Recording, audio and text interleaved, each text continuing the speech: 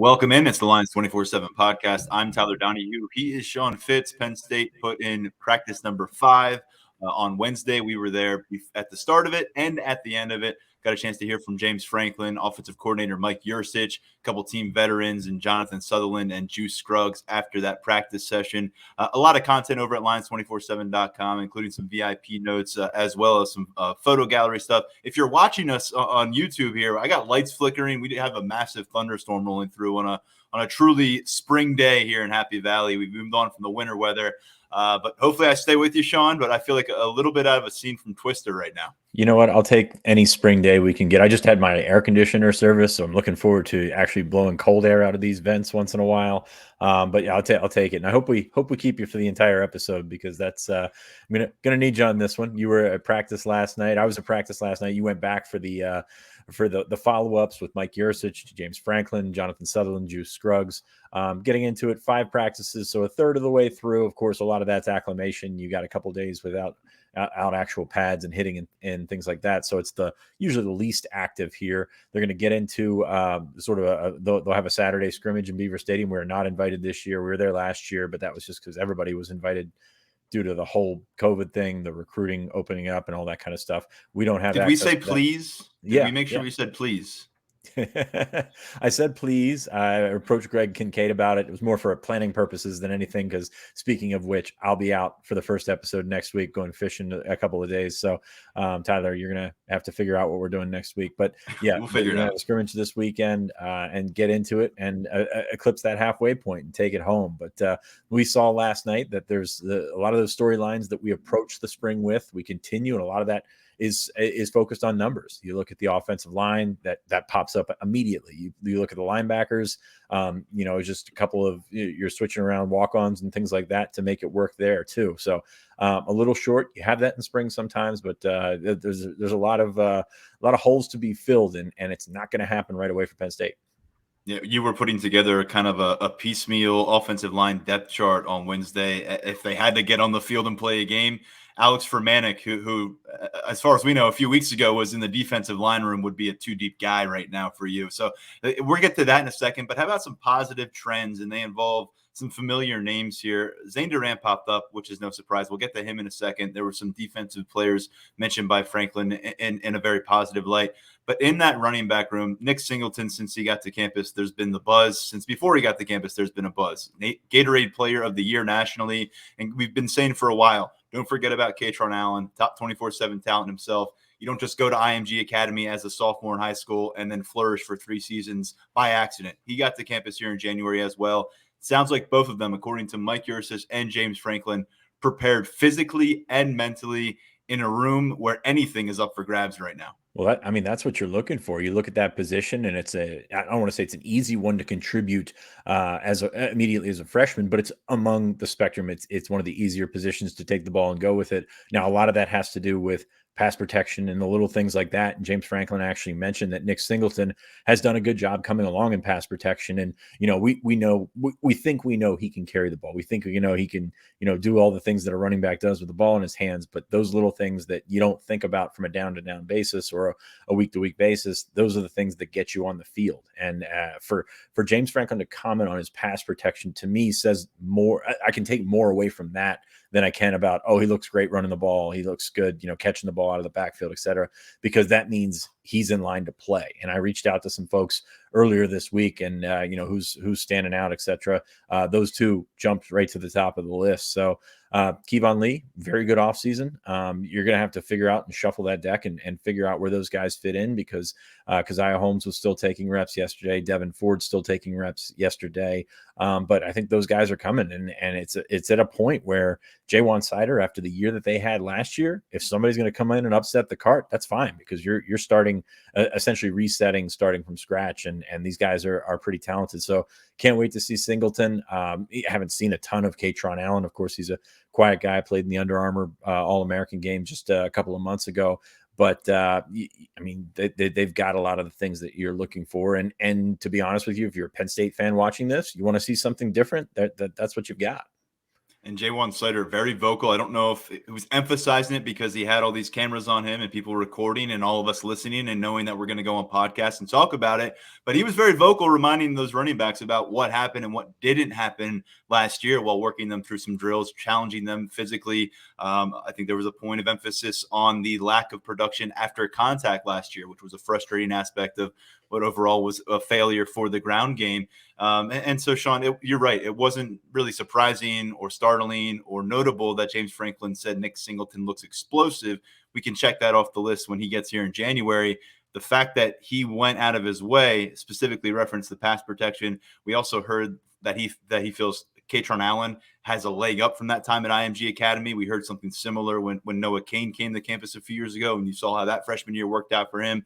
And Franklin also referenced in knowing how to handle himself in pass protection and knowing how to anticipate things a bit. And that's important because a couple of years ago, when you had no practices in the spring because of the circumstances of 2020, I recall Jaywan Slater breaking down those freshman running backs who had to play a huge role, Keziah Holmes and Kevon Lee, and really talking about how that aspect of their game was missing from the toolkit when they got to campus. That both of them were physical specimen, athletic, impressive. You get the ball in their hands, they can do some special things. But everything else without the ball in your hands, that's where you get tripped up, even at the elite running back talent in that transition. First spring to hear those kind of reviews in a room that really needs a reset, that equation lines up pretty well for Nick Singleton and Katron Allen. And I know a lot of listeners out there are pretty excited for April 23rd when they get a chance to see these guys run the ball in Beaver Stadium. I would agree with that. And I would say, I think we're going to approach this offseason, especially at running back and tight end, sort of kind of wary of what we heard last year versus what we saw last year.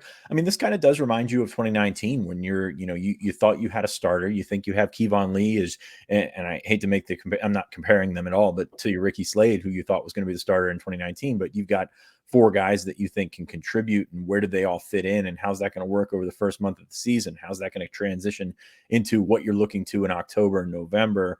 So you've got options right there. So it'll be interesting to see. By the way, I have a question. Did you ask Mike Yurcich about last year's ground game? I did not, but it was asked about in a couple different ways, and each path was denied. Mike Yurcich has closed the book on discussing the frustrations of 2021, apparently, and he made that very clear early on. He talked a little bit about that. He's got no time for our bullshit. Yeah, he talked a lot about his frustrations and saying he wanted to improve the offense or die trying before the bowl game. This is the first time we've had him since the bowl game, which was not a great way to finish his first year as offensive coordinator down there. No points in the second half, and just another game where the ground game goes missing, and you can't figure out why exactly that happened. So you get to this point, Yurcich wants to focus on the present. A big part of that, Sean, of course, is in the quarterback room. And Sean Clifford, year number 6. You talk about something people are hesitant to buy into or really just get their feet on the bandwagon with. Positivity in the running back room is going to be hard for people. With the run game is going to be hard for people. Hearing about how Sean Clifford is going to make a big step, as a 23-year-old prospect at this level is even a more difficult pill to swallow. But Mike Yurcich saying the biggest development he sees from Sean Clifford, and this will be music to people's ears, but I don't know if they'll believe it right now, is in his working through progressions and his ability to anticipate with the continuity year 2. Feels like the trust, he's saying vice versa. Him and Sean, the wavelength is there. We heard that last year, especially when things got off to a hot start. So, look, you take everything you hear with a grain of salt with this offense, and that is especially true. You and I have watched Sean Clifford now start 33 games for Penn State football. We covered a lot of his recruitment process as well. So it's he's been a productive quarterback. He's going to put up some tremendous career numbers. But is he going to push you that much further from the 7-6 finish where you're saying you got to put your eggs in the basket of a 6th-year senior? Yeah, well, I mean, that was a 5-0 start. So, I mean, obviously things changed in that one play at Iowa. But it's funny because that Clifford fatigue is real. I posted some notes last night. Sean Clifford was the best looking quarterback and the most accurate quarterback in the time that we saw. People don't really want to hear that right now. It's kind of how that's all played out, and he's been around for so long, and you kind of know exactly what you're getting, just in terms of how high he can get, how low he can get, and where does your team fit. I mean, basically your win-loss record is going to be in between wherever he sees fit from a week to week. So that's tough to overcome, because everybody wants the young guys to step up. And I think this quarterback room is in a much better position than it was a year ago at this time. But you know so much about Sean Clifford. You think you've seen it all with Sean Clifford. So good reviews are probably not something that are being received favorably right now. So, and that's unfortunate, because you can see it out there. I was watching last night, just the depth of his drops, and the smooth motion of rolling out to his right and delivering the ball, and then a couple of reps later, Drew Aller sends one flying, in the same drill. I mean, it's interesting to watch the dynamics of how people respond to Sean Clifford, and I'm not saying I blame people. I mean, we've seen a lot of Sean Clifford.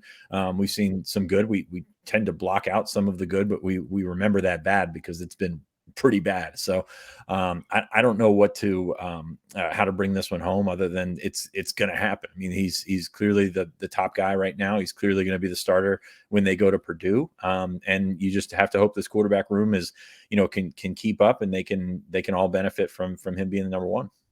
You mentioned it wasn't really that well received, that you noted Sean Clifford was clearly the guy at quarterback and going through his thing. By the way, an impressive pro day performance with Jahan Dotson out there. That's something that Mike Yurcich also was not interested in discussing. Not relevant, apparently. But Sean Clifford, as much as people may not want to hear that, they also may have read the sentence that you wrote about Drew Aller, which wasn't Drew Aller is setting the world on fire, and that's what everyone wants to hear about Drew right now through 5 practices at Penn State. Going to be a process, and Bo Perbula's getting reps ahead of him. It's just in order. The guys are in line. For all we know, Drew's rotating, but the guy that wasn't asked about yesterday is Christian Veilleux, and to me, he is still the player in that room that when you look away from Sean Clifford and wonder who might need to step up if Clifford gets hurt, if it's a shoddy start to the season, continue to go with, well, I was going to say number 9, but I guess I'll have to clarify, Christian Veilleux. Yeah, number 9 and number 9 are taking reps at number 2 and number 3, because of course Bo is wearing number 9 as well. That's crazy. And also, you mentioned Alex Fermenik a couple of minutes ago. He's still wearing number 47 as an offensive lineman, which is just absolutely awesome. But yeah, I mean, you've got to develop that class, or develop them. And what James Franklin said is equal reps are coming through, and whether that's everybody's getting 5 reps at a time, which is probably not realistic in the flow of a college practice, but you're getting enough work for Sean Clifford, and then you're getting those other 3 guys more than their share. I would say would probably be a good way to go about it, getting equal reps. As I stumble over myself, I apologize for that. But no, I mean, it's all about improving that 1 through 4. Rather than just developing that 1, as we've seen before, that just getting that 1 ready, and then number 2 kind of sinks below there. So we'll see what happens. I mean, I'm not surprised Bo Perbula's taken the 3rd reps. I mean, we talked about that this offseason. Is Drew had a lot of work to do physically, a lot of work to do from a training standpoint, a lifting standpoint, and things like that. I will say the ball does jump. I mean, you could see it coming out of his hand. There's something special there. Maybe uses a little bit relies a little bit too on his arm at times, but there's the natural talent is right there, and it's hard to miss. Quarterback going to be remaining discussion. Some things down the we'll road. Talk about that at some point in the offseason. on this timeline, though, Sean, some things I'll be curious. Who's working with the scout team when we get to that point? When the team kind of splits up in August, who ends up over there with the scout team? Who's traveling to Indiana in September for that Purdue matchup? We'll kind of get an early indication of where those freshmen have come along. A long way down the road, 5 practices in their pocket. We'll keep monitoring that. We'll be back on the practice field next week as well. So another chance for evaluation of both Perbula and Aller. Moving over to wide receiver, Sean, a guy I mentioned last week, Malik Mega, and we had talked about him maybe contributing as a punt coverage gunner with that speed and the blend of size. That's a pretty scary thought for special teams coordinators on the other side of this thing. Mega has all this fascination, and you can use your imagination and you can use that breakout thing. The feedback you get on Tinsley is dependable, game ready, a guy who's come in, plug and play, get him familiar with the offensive scheme. He'll be ready to roll. He's going to be dependable. It's an interesting juxtaposition that's kind of developing here as we look around the receiver room for who's going to step up with Jahan Dotson moving on. Yeah, that makes me wonder how dynamic is he? Because you look at the potential of Malik Mega, you look at the potential of a guy like Harrison Wallace, and they mentioned those things, the jumping ability, the leaping ability, the way to high point the ball and everything like that. For everything they say about Tinsley, he's smooth, he's mature, and all that kind of stuff. And you're wondering, is he a guy that's going to fill that possession role? And maybe some of that you threw to Parker Washington last year, maybe that opens some things up for Parker Washington. I don't know. It's going to be interesting, but I am right there with you in that the feedback for Tinsley is different. I don't know if it's maybe he's not as good as we thought he was. Maybe he's better than we thought. There's no tipping their hand on that, but it's very different than the other receivers. I thought that was interesting as well. Yeah, we'll see. And by the way, Taylor Stubblefield made it a point to be very loud and vocal in some of his judgment of his receivers yesterday, with the media crowded around as well, including some words for some of the freshmen who remain on the lighter side. Caden Saunders, Amari Evans out there. Receiver room has a lot of growth to go through and sorting things out on that too deep. Speaking of growth, it sounds like it's going very well for Zakee Wheatley at the safety position. He spent his freshman year at cornerback.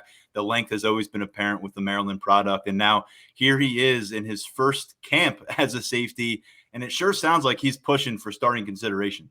Yeah. I mean, we talked in the offseason about you have Jair Brown at one spot and then probably Jalen Reed and Keaton Ellis battling for the other spot. But I think Wheatley's gotten in there. And I think that's a credit to him, the way that he's come along.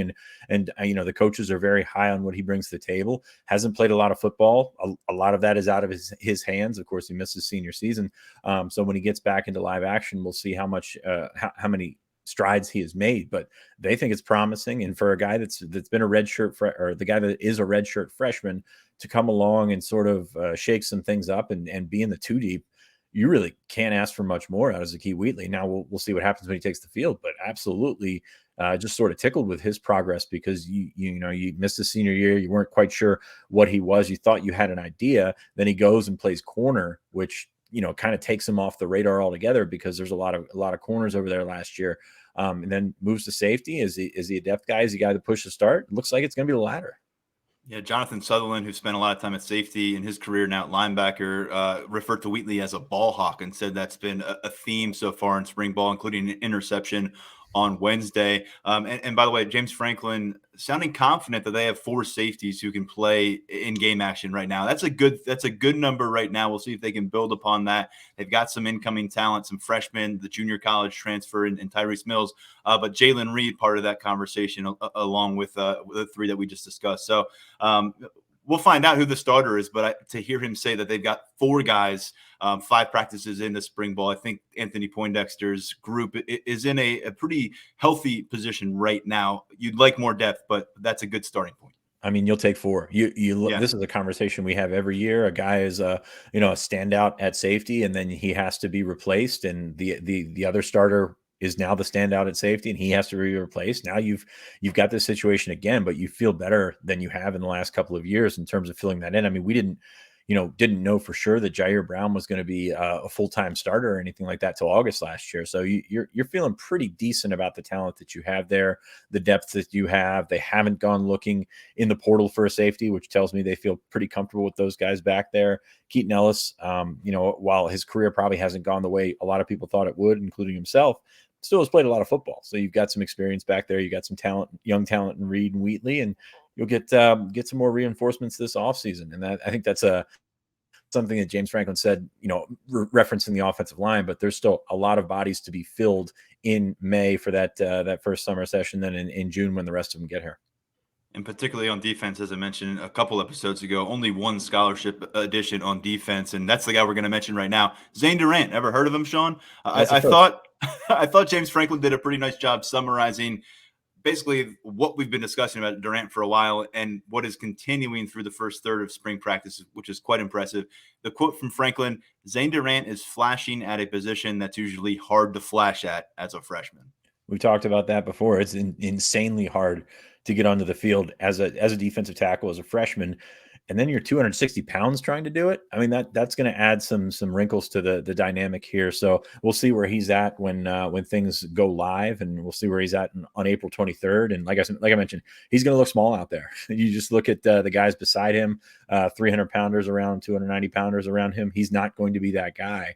but I think he's going to be active. I think he's going to be explosive, and you've got to figure out how to use him most effectively. And like I said, that's not going to be by getting him 30 snaps a game. That might be getting 8 to 10 snaps and trying to be disruptive, trying to be a pass rusher or something like that. And how does that work off of Hakeem Beamon? How does that work off Devon Ellis? And there's a lot to work for. Jordan Vanderbird's been active in there as well. How does that work off, all these defensive tackles? And it's a good problem to have. It's a lot better of a situation than they were a couple of years ago.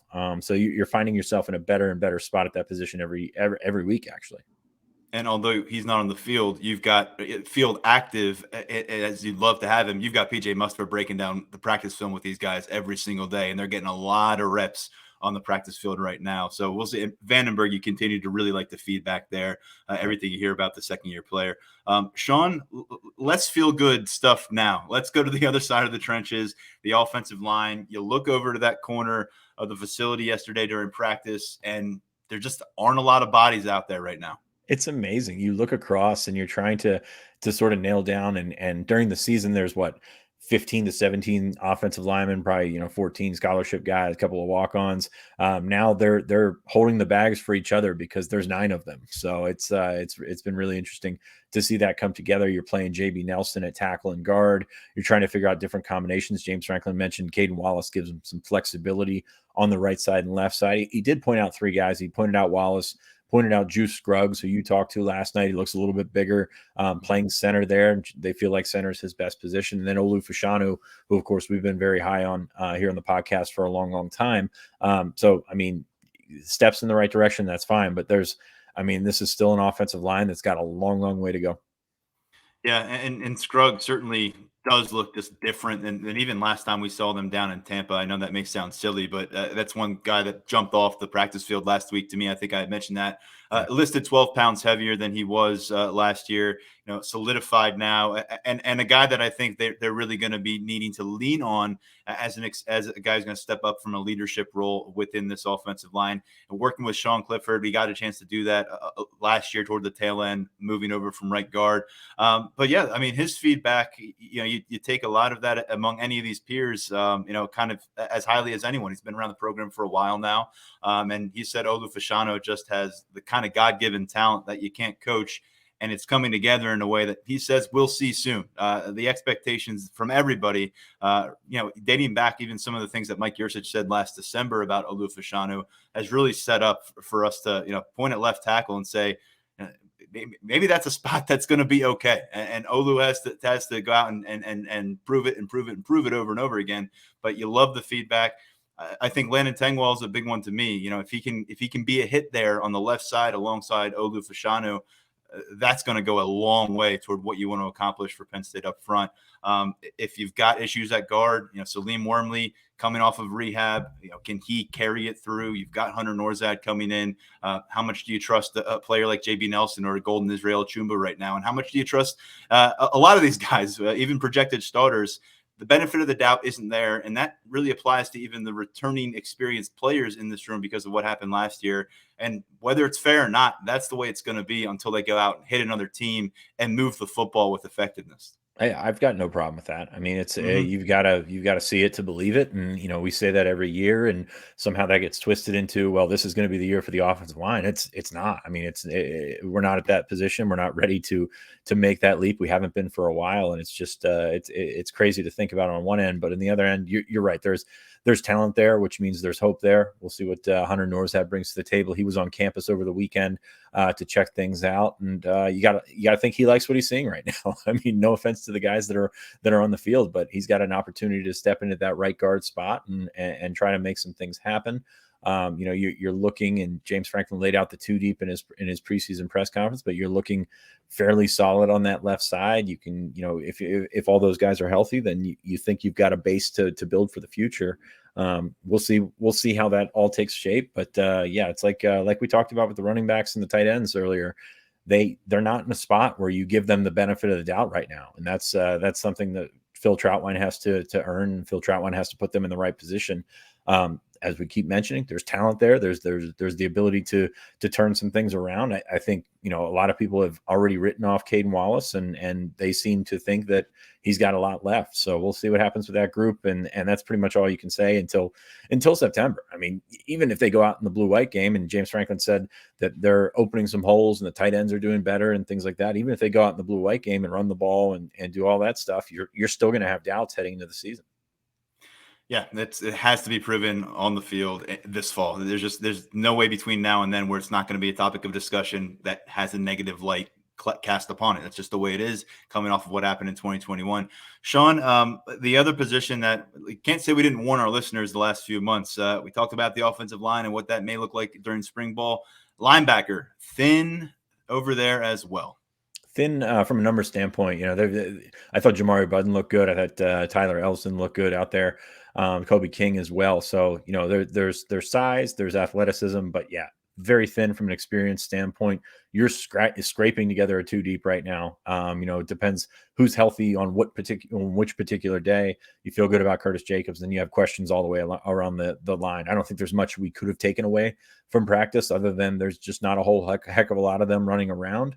And we'll see how Manny Diaz has to utilize these guys to offset the numbers there. I mean, does that mean more 2 linebacker sets? Does that mean more Daquan Hardy on the field, which I'm a fan of personally, but you can't run a nickel back out there against a team that's going to run the ball 40 times. So we'll see what happens with that linebacker group. But I still think that they're going to peruse the portal hard and try and find somebody that can come in, if not for an immediate starter, then a guy that's maybe close to a starter level, because you got to figure out how to get through this season, or get through the next couple of months, and then get through the season with the numbers that you have, because that's a position where not everybody stays healthy. You and I know that. We've watched enough football. We've seen enough Penn State football to know that there's going to be situations that arise that are going to leave you thinner, even thinner than you're at in the spring. And that's not a great thing. And now you've got Keon Wiley, you've got Abdul Carter coming in the fall, but that's you don't want to be in a position where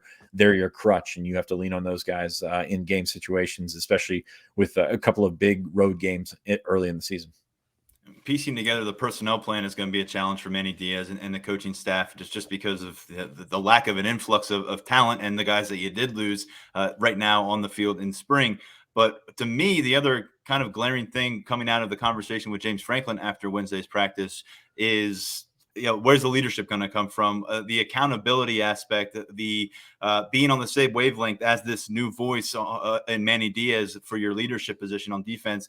He was asked about Curtis Jacobs. It sounds like, Curtis Jacobs is still trying to figure out his role within this defense. And you got to figure that out before you can get to the next level and start leading others and know what their roles are.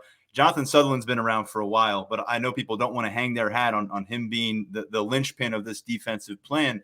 So to me, that's a big question. PJ Mustafer's on the sidelines right now, but he's very much a part of this program. Jair Brown has really stepped up in terms of his leadership based on all the feedback.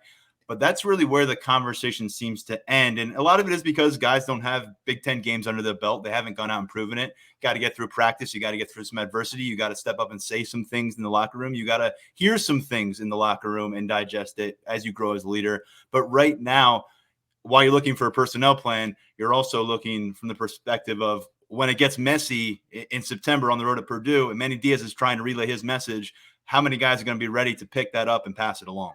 Well, you're also looking at, this is not a completely new defense, but the new defensive coordinator. I mean, Brent Pry was around for a long, long time, so you get comfortable with calling them. And Franklin even said last night, some guys are maybe a step slow because they're trying to figure out where they're supposed to be. And that's great to work that out in the spring. And hopefully that gets taken care of over the next couple of weeks and into the season. But you've got guys like Jacobs. That's a position change. He's in the box now. You're asking him to be a leader. He's got to take care of himself first and figure out where he needs to be, because if you're, you can be a leader, or you can try to be a leader, but if you're out of position, I mean, that doesn't really help your cause in terms of the follow me aspect of things. So we'll see what happens. The linebackers, a long way to go in that area as well. You hope that one of those 2 young middle linebackers can nail it down and just give yourself a comfort level on the inside, because I don't think anybody's looking at Sutherland and saying this guy's going to change the defense for the better. I don't think he's going to, be light the world on fire as a playmaker or anything like that. Is he a stopgap between trying to get Jamari Budden ready or trying to get the next guy up? Who knows? Because this group, and I say it, I find myself saying it a lot this offseason, is there are so many questions that we can't answer. It's great that we can throw some things out there, but until September, I mean, you're really going to be floundering to find an actual answer rather than speculation. Sean, we did see some special teams action really quickly there. The one thing is when Sanders Sahadak kicks the football, everyone around the field knows it. Yeah, you hear it, man. It comes off his foot, and it's a boom. It's kind of like what we heard with Jordan Stout. I didn't spend a ton of time, paying attention to Pinniger, but like I was filming wide receivers at the time, and you hear it, and that's like a deer, and somebody steps on a twig, and it's kind of crazy to see that pop off of his left foot, as you mentioned, or as we mentioned in the notes. I think his final kick was a 35-yarder, and he put that thing well up on the side wall, up on the logo, which is a pretty special kick. And the leg strength, as I mentioned with Drew Aller early with the arm strength, it's noticeable. I mean, you could be watching, you could not be a football fan, and you could see him kick the ball and say, that kid, I don't know where he falls into things, but he can kick things really, really far. Number one kicker in 247 Sports 2021 class rankings, Jake Pinniger, fifth-year player for Penn State, looking to reclaim his role as place kicker. That's a competition that will continue. By the way, Barney and Moore currently handling the punting role and the holding role. Obviously, Jordan Stout seemed to do just about everything here and there over the course of the season in his career. So we've got some new faces in new places. Don't worry, Sean, the long snapper situation, stable. Of course, Chris Stoll is there. It's going to be stable. I will say for Barney Moore, that's not a job that I envy, because Pinniger's right-footed. Switching. Pinniger's right-footed, Sahadak's left-footed. To turn that around, that's a pretty talented thing for him to have to handle. Again, we'll be back at the practice field next week. We'll talk about that in our second episode of the week as well. For now, just a few recruiting notes, some top schools lists that surfaced in recent days, Sean. One of them out of Philadelphia, defensive back Sean Battle, who picked up a Penn State offer a long time ago during his freshman year, putting the Nittany Lions in his top 5. An interesting one here, because a lot of those offers came early. You look at the top 5, it's not necessarily murderer's row in for the sake of speaking about recruiting hierarchy. What do you make of where his recruitment is now, approximately 2 years after he landed on Penn State's 2022 target board? You go back a year and we're thinking about potential crystal balls for the class of 2023, and you think Sean Battle, you think Antonio Tripp, and now all of a sudden a year later, and we're barely talking about these guys. And that's it's an interesting way to track a recruitment. I will say I've heard Boston College and Virginia probably in the best spot. He hasn't been to Penn State for a long time, and Penn State hasn't been pushing with vigor for a long time. So I don't think he ends up at Penn State. I know they've wanted to see him run. They want to see how fast he actually is. And that's the thing with positions like corner, your status can change in the matter of 100 meters, in the matter of 40 meters or 40 yards or something like that. So I don't really see, without him working out in front of the staff, without him putting up some monster track numbers, that one coming back around for Penn State. We saw some of that play out last year in the defensive back recruiting board with some of those verified testing and this seeking those out and how those can impact the target board. By the way, the top 5 for Battle: Boston College, Cincinnati, Nebraska, Virginia. He's out of Newman, Goretti, close with a couple of those Philadelphia products who signed with Penn State last class, Tyrese Mills, Ken Talley. I think they made a trip up to campus together last summer. But again, a lot can happen in a year. Sean, the other name here, and he is a recent visitor to Penn State, is IMG Academy defensive lineman and top 100 composite prospect Will Norman. It's a top 7 for Norman. He's a South Jersey guy, relatively new to football, and he's down there at IMG Academy, where you can never never call the guy a Florida kid because he's on the IMG Academy roster, for those listening and don't already know that. Yeah, he's a Camden kid, which makes it interesting from a standpoint of Elijah Robinson has been, he's a Camden guy as well. Very, very successful at recruiting those guys. So I know that there was a crystal ball that went in this week for Will Norman, but I think he's very high on Penn State. But as long as A&M is on that list, you're going to be wary about how things go. Of course, Norman's going to get down to, I think, Auburn and Florida, I think it was. And check out some other schools, but he's popped up at Penn State a couple of times. I will say probably not one to judge the ebb and flow of the recruitment by social media.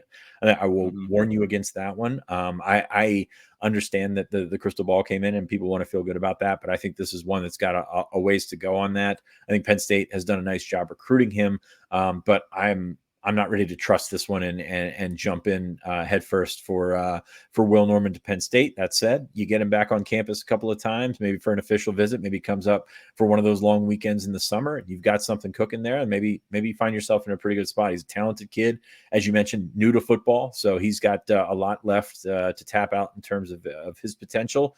But just wary of some of those schools on the list. We've seen this with IMG kids before that have been in the area, and then all of a sudden they go away, and the SEC is calling, and some other schools are certainly appealing to him as well. But I think this one's got a lot left in the tank in this recruitment. It was Josh Newberg, Florida State insider for 24/7 Sports, who put in that crystal ball pick. Obviously, Newberg I texted Berg after, what are you doing to me, man? He's like, well, I just heard some things and wanted to get that one in. I don't think it's an indication that a decision's coming anytime soon for Mr. Norman. Yeah, and I know Josh down there covers a lot of IMG Academy stuff, so I was curious when that one popped up midweek. By the way, that top group, along with Penn State, Auburn, Florida State, LSU, Michigan, and as Sean said, Texas A&M looming down there in College Station. One other note here, we've seen some of these visitors passing through during the week, coming in the weekend. A midweek visit occurred. 4-star Michigan offensive lineman Emil Herring in town. Alan True reporting on this on Lions247 on Wednesday. Yeah, Amir's been in town a few times now. Most recently, I think for a junior day in January before this week. I'm very interested to see how this recruitment goes. I know he's ranked highly, but he is, as we've mentioned on here before, and sorry to all the offensive linemen or former offensive linemen that are listening, but he is a true guard. He's going to be an interior guy, listed at 6'3", 280, was an Under Armour MVP positionally. I will say, I don't know that he's high enough on Penn State's board right now that you can look and feel confident. I also feel, even though the crystal ball is pointing to Michigan, you could probably say the same thing about Michigan. Those guys that are that size that work in there, they have a lot to overcome, especially this time of year when everybody's hunting for tackles. And we've seen what Penn State's board looks like. You've got 4 commits on the offensive line so far, and you're still in it for a number of very good players, and they're still evaluating guys like Tree down at DeMatha, who we mentioned in our first episode this week. So there's a lot going on with offensive line recruiting. So it's going to be very tough for me to say for a 6'3" guard that they're going to go ahead and move on this, even though some of these guys have a high talent level. Sean, we've been talking a lot. Next weekend, forecasting as a significant one for Penn State on the recruiting trail. A bunch of guys coming up from Florida. Some names that normally wouldn't pop up in Happy Valley. We'll be continuing to document that this weekend. Aside from plenty of fish for you, what are you forecasting on the recruiting trail for Penn State? Well, I said on the first episode this week, Kavion Keys, the linebacker from Virginia, was coming up this weekend. He actually let me know this morning it's going to be next weekend that he's going to be up. So probably some younger guys. Josiah Brown, very fast prospect from Long Island that they just offered. Probably a receiver. We'll see where he falls in the athlete spectrum. And Makai White, who we talked about on the first episode of this week, wide receiver. I like him as a linebacker. I think that he's got a lot of potential. He's got some size to work with, and he runs pretty well. But we'll see where he also falls on that same athlete spectrum. He's going to be up. So we'll have some more visitors tomorrow. I don't think it's a huge weekend. Again, next weekend is the one that I've circled in terms of being the busiest out of the 3. Sean, we've got one more thing to do before we wrap up this episode, and that is to dive back into the 5-star mailbag.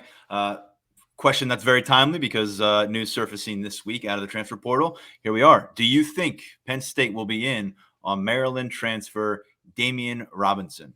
Well, it's a simple question with the sort of layered answers. Do I think Penn State wants Damian Robinson? Yes, absolutely. I think that, this is a guy that they recruited very heavily as a linebacker, as a guy that they could play in that. I mean, they've compared 20 guys to him since, but in that Micah Parsons mold, that you could, rush off the edge. You can play linebacker. I saw him at camp, and he was right there with Curtis Jacobs, with some of those other guys that, he was very, very impressive. I was a big fan of Damian Robinson. Having said that, he went to Maryland. He, did the whole stay home thing, spent a year there, didn't really do much there. But he's still, I think he's still got a lot of people thinking highly of him. And then you see yesterday that, if you're interested in working with him, contact his agent, essentially. I don't think Penn State's going to do very well in that realm. And then that's not just a Robinson thing. That's a thing where if you're looking at guys who specifically come out, and no problem with it whatsoever, because these guys are trying to get theirs. But the guys that come out and say, I'm going for an NIL deal, I'm going for whichever school is going to put the most or put the best package together for me or something like that, I don't think Penn State's going to do well there and be a prominent member of that space. I know they've come along with NIL, doing the collectives and things like that, and trying to catch up. But I just don't see I don't want to say I don't see a fit, but I don't see an alignment there between what Penn State's doing, what Penn State does well, and what seemingly guys like Damian Robinson are looking for. Comprehensive answer right there. And as usual, the transfer portal carries a lot of layers to it these days. Robinson, the number 22 overall player in 247 Sports 2021 class rankings. And I remember that camp he was at. He was very impressive. Oh, yeah, very impressive. That's going to wrap it up. Sean, enjoy your trip down to catch some fish. Whether you catch any or not, I'm sure you'll have a good time. Thanks, producer. Thanks to our producer, Lance Glynn. Again, we're back on the practice field next week. Plenty more Penn State spring ball to discuss here on the Lions 247 Podcast.